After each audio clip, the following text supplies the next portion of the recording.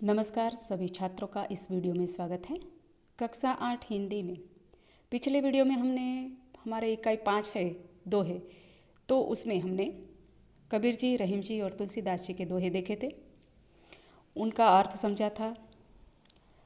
उसके बाद हमने इनकी प्रश्नों की चर्चा भी की थी। परंतु हमारे पाठ्य पुस्तक में जो दोहे दिए गए हैं कबीर जी के, तुलसीदास जी के, रहीम जी के, इसके अलावा भी आपको दोहे परीक्षा में पूछे जाते हैं। तो आज हम इन्हीं दोहों की चर्चा करेंगे। तो आइए देखते हैं दूसरे दोहे जो कबीर जी, तुलसीदास जी और रहीम जी के ही हैं। यहाँ पर जो दोहा दिया गया है, बड़ा हुआ तो क्या हुआ, जैसे पेड़ खजूर, पंथी को छाया नहीं, फल लागे अति दूर। तो बड़ा हुआ तो यानी कि इस दोहे में रहीम जी कहते हैं कि खजूर का पेड़ बड़ा होता है, परंतु उसके नीचे से गुजरने वाले पंथी यानी कि यात्री को वो छाया नहीं दे सकता। बड़ा होता है खजूर का पेड़, पर पेड़ जो खजूर का पेड़ होता है वो छाया नहीं देता, यानी कि उसके नीचे से गुजरने वाले व्यक्ति को, वो यानी कि यात्री को वो छाया नहीं दे पाता, इसलिए फल लागे अति दूर। तो रहीम जी इस दोहे में कहते हैं कि ऐसा बड़ा होना क्या काम का जो दूसरों को सहारा ना दे सके, दूसरों के काम ना आ सके। ऐसी संपत्ति का क्या काम कि जो दूसरों के काम ना आ सके। जिस तरह खजूर का पेड़ बड़ा और लंबा होता है, फिर भी वह किसी को छाया नहीं देता, किसी को अपने फल नहीं दे सकता। ऐसी बड़ाई यानी कि भव्यता का क्या महत्व। तो इस दोहे में रहीम जी यही कहना चाहते हैं कि बड़ा होने से कोई बड़ा नहीं हो जाता, काम उसका ऐसा होता है।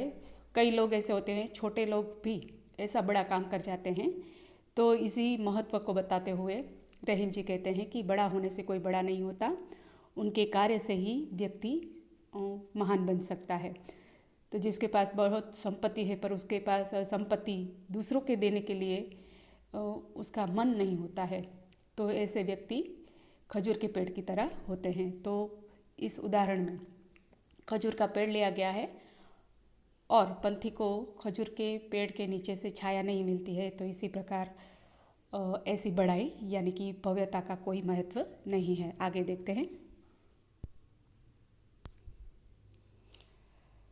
कबीर कुआं एक है, पनिहारी अनेक, बर्तन सबके अलग अलग, पानी सब में एक।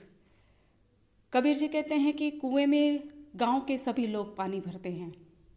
जो पनिहारी होती है, पनिहारी किसे कहते हैं, जो स्त्रियां पानी भर के, जो पानी के जो बर्तन होते हैं वो अपने सिर पर लेकर गुजरती है। पहले के ज़माने की बात है, तो पहले के ज़माने में पानी बाहर से भरा जाता था, कुएं में से पानी भरा जाता था, तो पानी भर कर आने वाली स्त्रियों को पनिहारी कहते थे। तो इसी प्रकार पनिहारी है, वो अपने बर्तन में कुएं का पानी लेकर जाती है। उनके बर्तन अलग अलग हैं, सभी गांव वालों के बर्तन अलग अलग हैं, पर बर्तन में जो पानी है वो एक ही कुएं का है।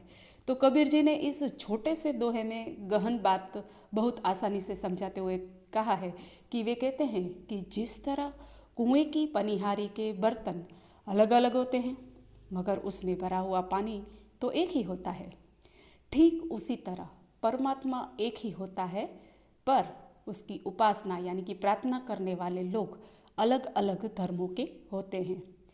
चाहे जिस नाम से या धर्म से भजे, ईश्वर हमारी उपासना यानी कि प्रार्थना जरूर स्वीकार करता है।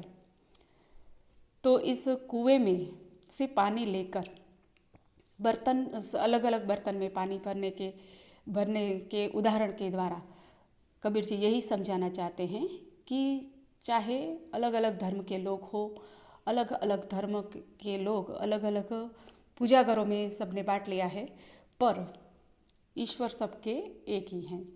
तो उसकी जो उपासना हम स्वीकार करते हैं, प्रभु है वो आपने दिल से प्रार्थना की होती है प्रभु से, वो आपकी प्रार्थना स्वीकार करते हैं। आगे का दोहा देखते हैं। गुरु कुम्हार शीश कुंभ है,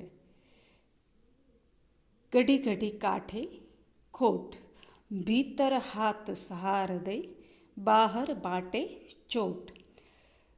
तो यहाँ पर कबीर जी जो है वो यही कहना चाहते हैं कि गुरु है, गुरु यानी कि शिक्षक, तो गुरु कुम्हार की तरह है और शीश यानी शिष्य, उसका जो विद्यार्थी होता है वो गड़ा होता है, कुंभ, कुंभ यानी गड़ा, गढ़ी गढ़ी काटे खोट।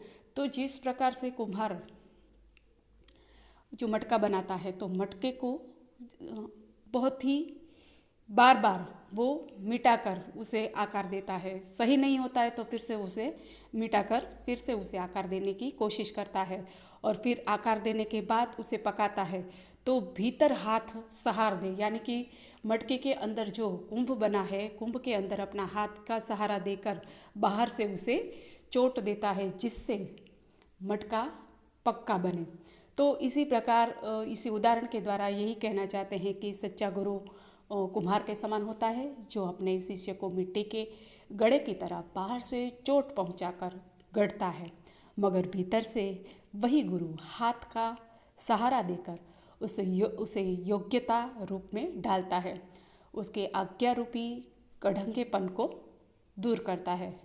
यानी कि अज्ञान रूपी अज्ञान होता है उसके अपने शिष्य में जो अज्ञान रूपी और कढ़ंगेपन को वो दूर करता है, अर्थात गुरु बाहर से कठोर और सख्त रहकर शिष्य के अवगुणों को, दोषों को, बुरी आदतों को दूर करता है, साथ साथ भीतर से शिष्य के प्रति प्यार और सहायता भी रखता है।